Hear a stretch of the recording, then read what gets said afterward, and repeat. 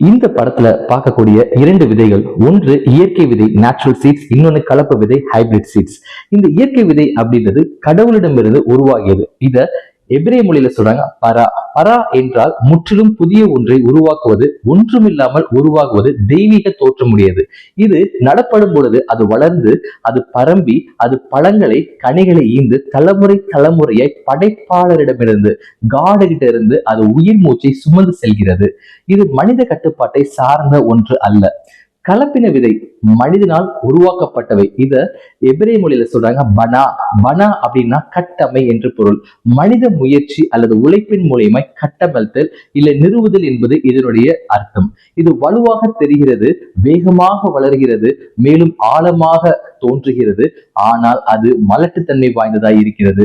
இது இயற்கையாக இனப்பெருக்கம் செய்ய முடியாத ஒன்றாய் அது இருக்கிறது. இது ஒவ்வொரு பருவத்திலும் மீண்டும் மீண்டும் ஒரு ஆய்வகத்தில் சென்று, தொழிற்சாலையில் சென்று, லேப்ல சென்று, இது ஆராய்ச்சி மையத்தினாலே ஆராய்ச்சியாளர்களாலே ஆராய்ச்சி மையத்திலே உருவாக்கப்பட வேண்டியது.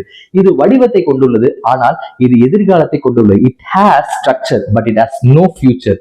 ஸ்ட்ரக்சர் இருக்குது, ஆனா ஃபியூச்சர் இல்ல. வளர்ச்சியை கொண்டிருக்கவில்லை, அதனால் தலைமுறையை இது கொண்டிருக்கவில்லை.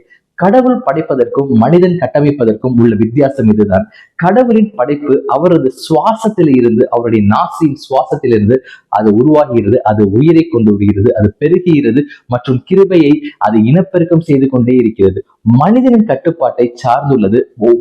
ஒவ்வொரு முறையும் பராமரிக்கப்பட வேண்டும், அது கையாளப்பட வேண்டும், அது மீண்டும் உருவாக்கப்பட வேண்டும். கலப்பன விதைகளுக்கு ஒவ்வொரு பருவத்திலும் மறு உற்பத்தி தேவைப்படுவது போல மனித முயற்சியால் உருவாக்கப்படும் ஒவ்வொரு படைப்புகளுக்கும் தொடர்ந்து மெயின்டெனன்ஸ், அது பராமரிக்கப்பட வேண்டியது அவசியமாயிருக்கிறது. ஆனால் கடவுளின் கிருபையால் அது விதைக்கும் விதை, அது அவருடைய வார்த்தை, அவருடைய ஆவி, அவருடைய ஜீவன் நித்தியமாய் இனப்பெருக்கம் செய்து கொண்டே இருக்கும். ஆமேன்.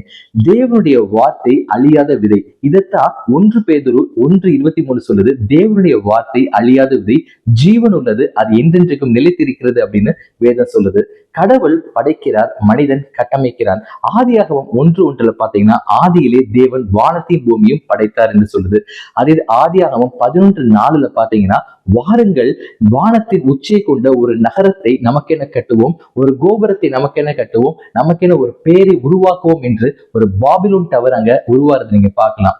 புதிய உடன்படிக்கையின் கிருபையின் கீழே நம்ம பார்க்கிறது, கடவுள் ஆதியிலே வானங்களும் பூமியும் படைத்தார். இது கடவுளின் முயற்சியிலிருந்து அல்ல, அது அவருடைய சாராம்சத்திலிருந்து வருகிறது. It is not by the effort but by the essence of the God.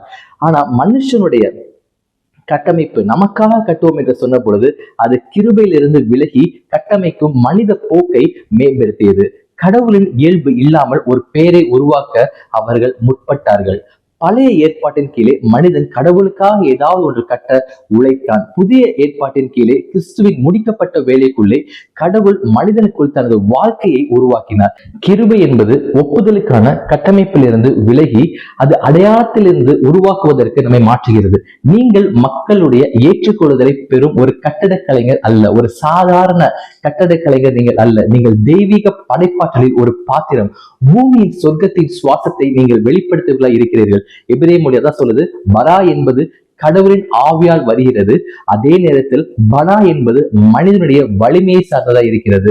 தீர்க்க தரிசனமா உங்களை பார்த்து சொல்றாரு, என் பிள்ளையே, எனக்காக ஒன்றை கட்டும்படியாய் நான் உன்னிடத்தில் கேட்கவில்லை, உன் மூலமாக நான் ஒன்றை உருவாக்குகிறேன் என்று கர்த்தர் உங்களை பார்த்து சொல்கிறார்.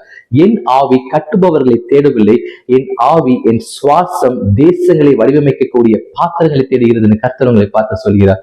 உன் வரைபடங்களை விட்டுவிடு, என் சுவாசம் உன் விதியை வடிவமைக்கட்டும். Leave your blueprints, let my breath builds அப்படின்னு கர்த்தர் சொல்கிறார். நீ வீணாக உழைக்க மாட்டாய், ஏனென்றால் நான் எல்லாவற்றையும் புதிதாய் மாற்றுகிறேன். உன்னை சுற்றி உன் மூலமாக நான் அனைத்தையும் புதிதாக நான் மாற்றுகிறேன்.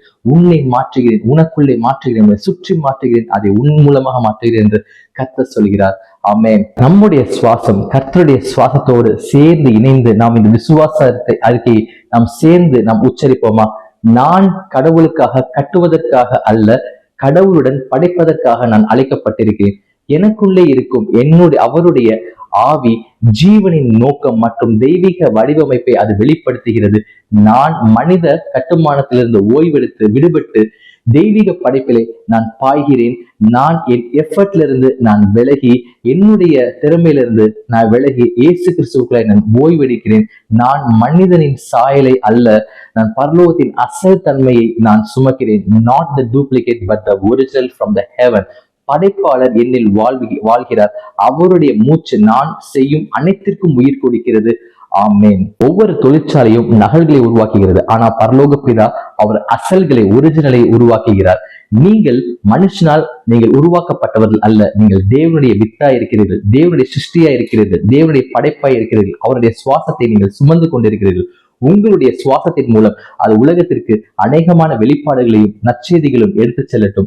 இந்த செய்தி உங்களுக்கு ஆசீர்வாதமா இருந்துச்சுன்னா நீங்க பிறருக்கு இதை பகிர்ந்து உங்களுடைய சுவாசத்தை அவர்களிடத்தில் ஊதுங்கள். கர்த்தர் தாமே உங்களை ஆசீர்வதித்து உங்களுக்கு காக்க கடவுள். கர்த்தர் தமது முகத்தை ஒரு பிரகாசிக்க பண்ணி உங்கள் திருப்பேர்க்க கடவுள். கர்த்தர் தமது முகத்தை உங்களுக்கு பிரசன்னமாக்கி உங்களுக்கு சமாதானம் கட்டளை கடவுள். God bless you. Stay blessed.